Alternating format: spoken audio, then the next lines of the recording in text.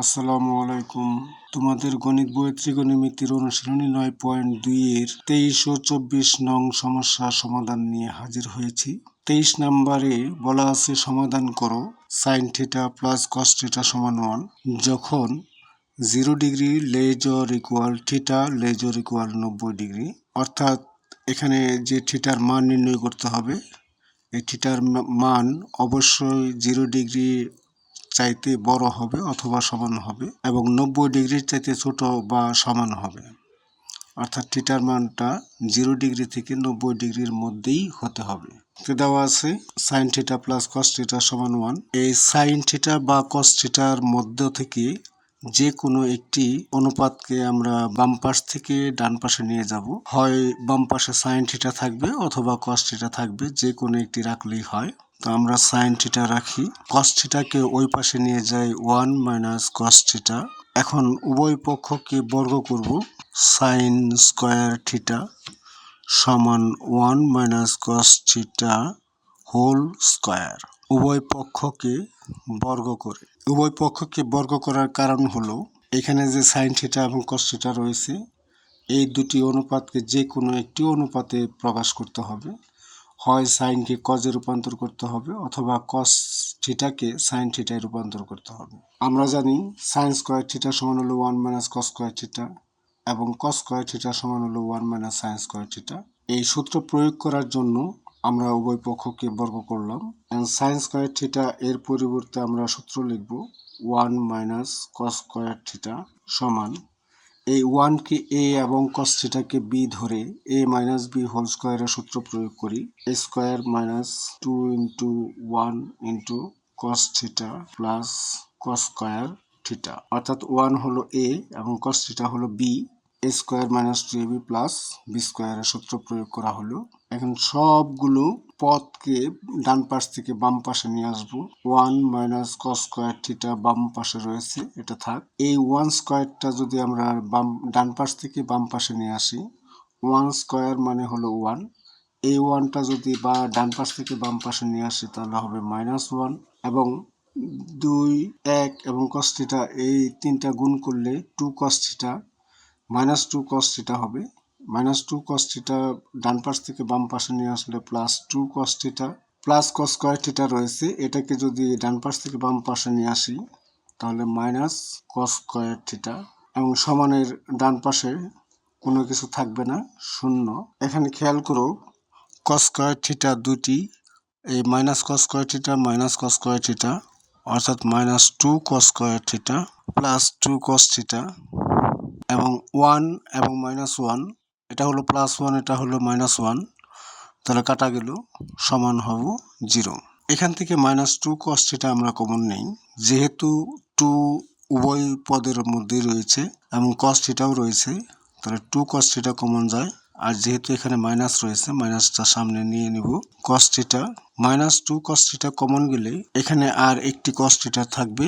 এই মাইনাস যেহেতু সামনে নিয়েছি, এই জন্য পরবর্তী পদের আগের যে চিহ্নগুলো পরিবর্তন হবে, -2 চলে গেল, cos থিটাও চলে গেল, এই পদের মধ্যে কিছু রইল না, এখানে 1 ধরতে হবে, অর্থাৎ cos থিটা -1 সমান 0।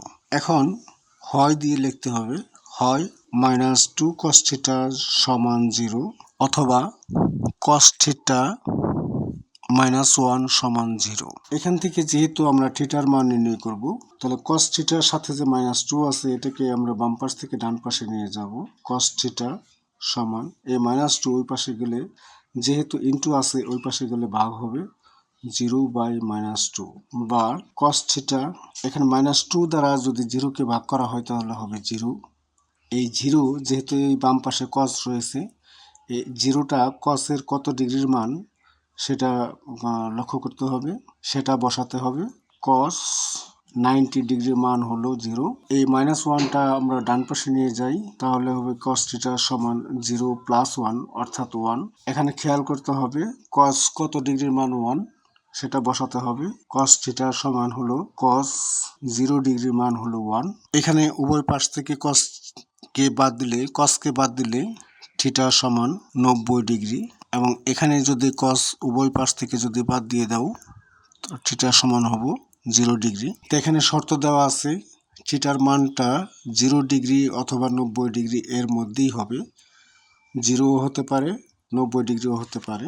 সুতরাং এখানে থিটার মান পেলাম 90 ডিগ্রি এবং 0 ডিগ্রি। সুতরাং শর্ত সাপেক্ষে ইহা গ্রহণযোগ্য। নির্ণয় সমাধান থিটা সমান 0 ডিগ্রি 90 ডিগ্রি।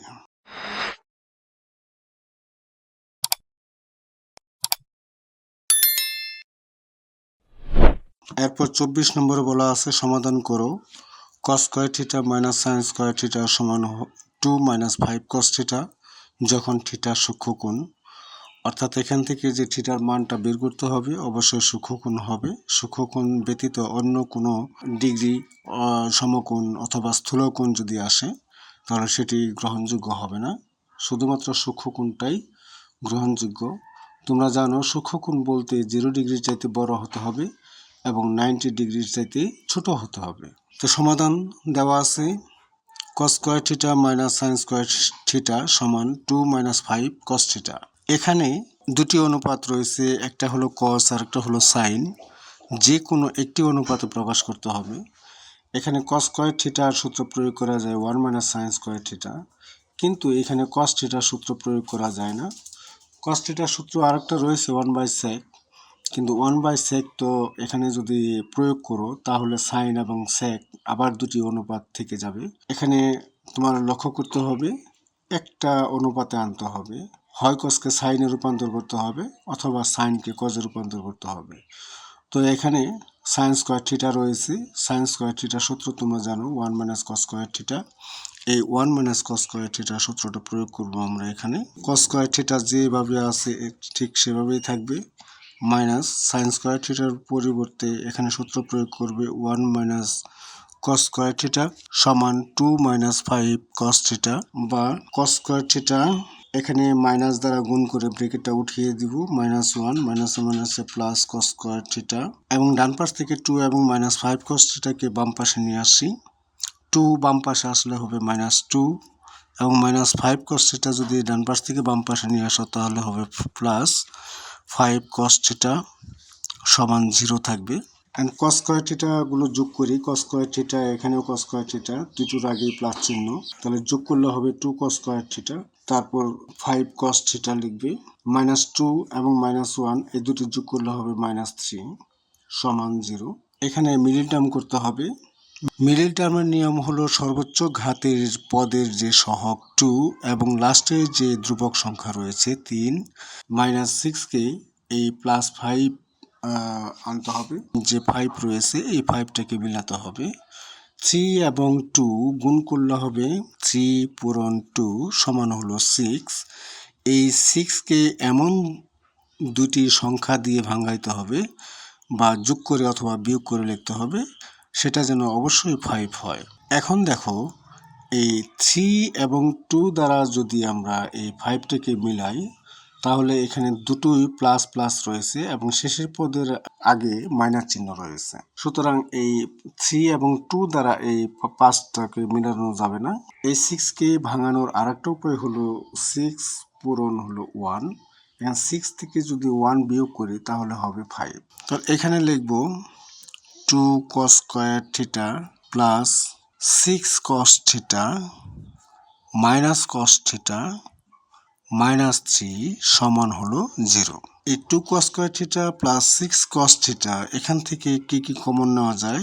2 কমন নেওয়া যায়, cos থিটা কমন নেওয়া যায়। কমন নিলে এই 2 চলে গেল, cos থিটা দুটি থেকে একটি চলে গেল, আরেকটি cos থিটা এখানে রয়ে গেল, প্লাস 2 যেহেতু কমন নিয়েছি 2 দ্বারা 6কে ভাগ করলে হবে 3, cos থিটা চলে আসছে, শুধু cos থিটা প্লাস 3 হবে, মাইনাস এই দুটি পদের মধ্যে কোনো কিছু কমন যায় না। এখানে যদি কোনো কিছু কমন না যায় সেক্ষেত্রে আমাদের 1 ধরতে হবে, 1, তাহলে cos থিটা মাইনাস যেহেতু সামনে রয়েছে এই জন্য পরবর্তী পদের চিহ্নগুলো পরিবর্তন হবে, +3 সমান 0। তাহলে এই লাইনের মধ্যে cos থিটা প্লাস 3 হলো দুটি, এখানে কমন নিলে হবে একটি cos theta plus 3, cos theta plus 3 common নিলে পরবর্তীতে থাকবে 2 cos থিটা -1 সমান 0।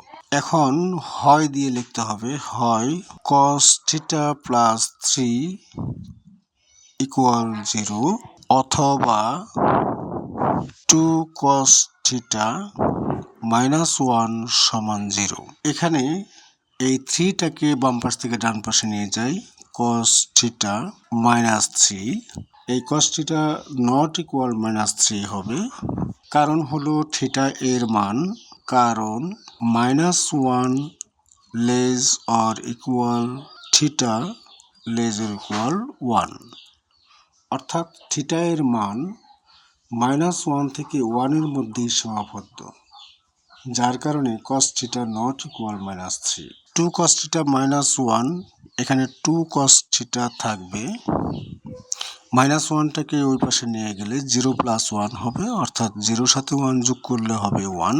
এখন 2টাকে বাম পাশ থেকে ডান পাশে নিলে হবে 1/2 cos থিটা সমান হাফ।